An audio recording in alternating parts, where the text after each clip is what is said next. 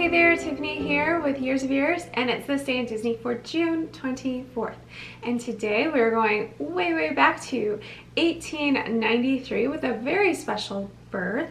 On this day, Roy Oliver Disney was born in Chicago, Illinois. And as I mentioned before in previous videos, both Walt and Roy were born in Chicago, and we're from, well, we moved here from Chicago. We moved down to Florida from Chicago. So that was our Disney exposure through when we couldn't get down or get to a Disney park. We love to go and do all the Disney Chicago offerings, and we were always aware that the Disneys had a house in Chicago. So he was born there, and he was the middle of 5 children, and he, along with his younger brother Walt, of course, started what is today the Walt Disney Company. So Roy guided the business side, and Disney, or Walt, was free to produce and create.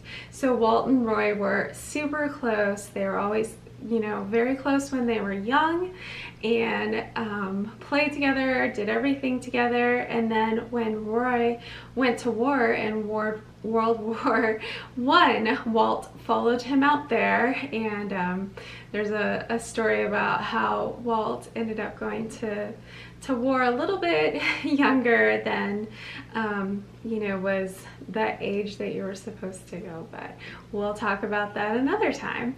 But Roy actually served in the United States Navy from 1917 to 1919, but unfortunately he contracted tuberculosis and was therefore discharged from military duty. That's why he relocated to Los Angeles, so that he could heal. Like, it would be good for his tuberculosis to live there. So that's a big part of why the Disneys ended up, that is why they ended up in California. So, you know, it was his health problems, and I do believe living out there did help him because he lived a pretty good long life. So, Roy served as president of the Walt Disney Productions from 1945 to 1968 and chairman of the board from 1964 until his death in 1971. So yeah, that's a long life and a great life that he lived, you know, really helping. I mean, Walt just had visions and dreams, and you know, money wasn't something that I think Walt really worried about. I mean, of course, the lack of it would be a problem because then he couldn't do the things he wanted to. But, you know, Roy was the one who made sure the money happened and tried to say no. And there's so many stories about their relationship. And I think they're a good example of family business, families who can work together and kind of, you know, Roy had his talents and abilities, and Walt did too, and they were, I would say, equally strong and necessary in the Walt Disney Company. If you didn't have Roy and Walt together, it wouldn't have worked out. Walt needed Roy to help him with the business end. That's not always easy for creative people, and I think a lot of creative people wish they had a business person on, you know, by their side, backing them up through the ins and the outs, and pulling all their hair out when they spend, you know, $1 million, but then it works out. So that was their relationship, and it really worked.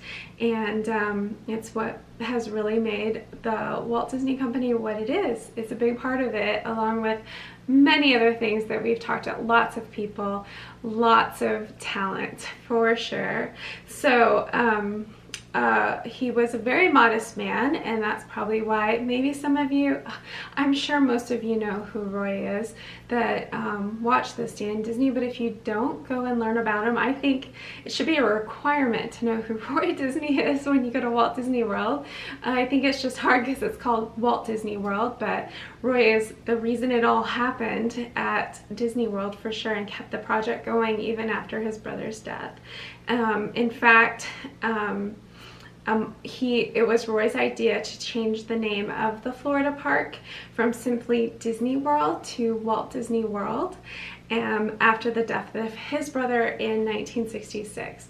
So try to call it Walt Disney World. I know we all just say Disney World, you know, it happens, but when you're saying Walt Disney World, not only are you commemorating Walt Disney and what he gave, but you're also commemorating his brother and what he wanted the park to be, the amusement park to be called. And he did that because that's how he saw it, and he you know, he wanted his brother's memory to be in all of our hearts and minds, and that's been achieved for sure. That legacy has happened. So like I said, he was a modest man. You don't really know who Roy is necessarily unless you you know, go to certain places and see like his statue at Magic Kingdom with Minnie Mouse, and then maybe if you're not busy running off to rides, eventually you get a picture there, you're gonna say, wait, that's not Walt. Who is this? And then maybe your passion for Disney history will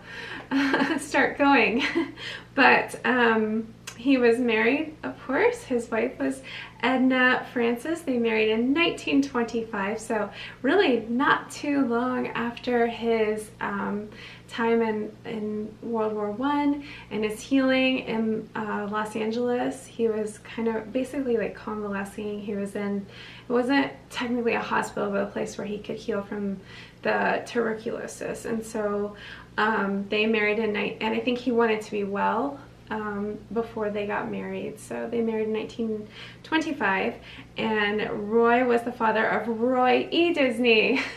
So there's some confusion there because Roy E. Disney ended up being, you know, CEO of the Walt Disney Company at one time. So there's a lot of history and stuff we can talk about with him also. Today there's a statue of Roy O. Disney, like I mentioned, seated at the park bench beside Minnie Mouse at Town Square section of Main Street, USA, at the Magic Kingdom theme park in Florida, and outside the Team Disney building over at Disney corporate headquarters in Burbank, so in California. So you can go, and you may have already had your picture with Roy over there and Minnie Mouse. I just love it because you have Walt and Mickey up by the castle, but then of course you have Roy and Minnie, and they do move the bench with his statue and Minnie over during you know, Christmas.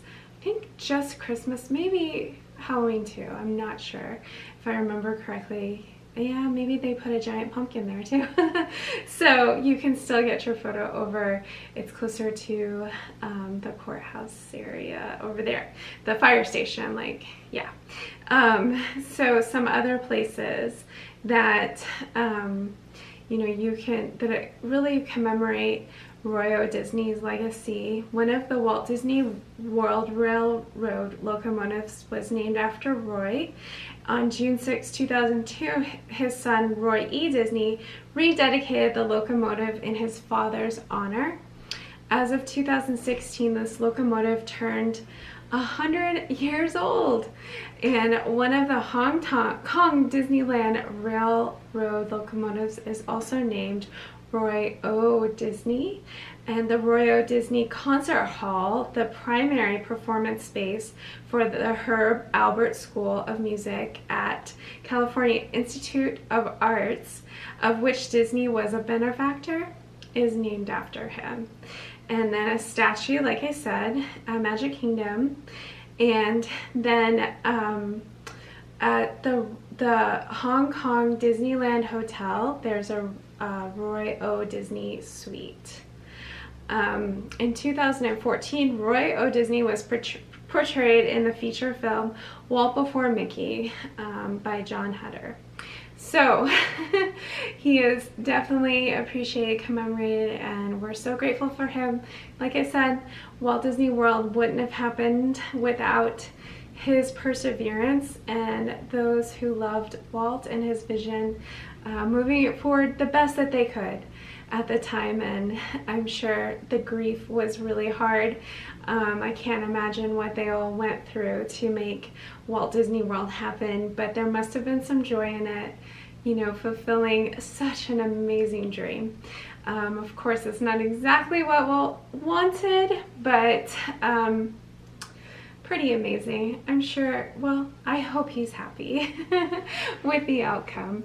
So, you know, when you go to Walt Disney World, think of Royo at Disney. When you enjoy Disney films, enjoy any of the Disney company in any way. Remember Royo Disney too, and the great work. It wouldn't have happened without his business sense and how he worked with his brother. So that's it for this day in Disney. We'll see you guys next time.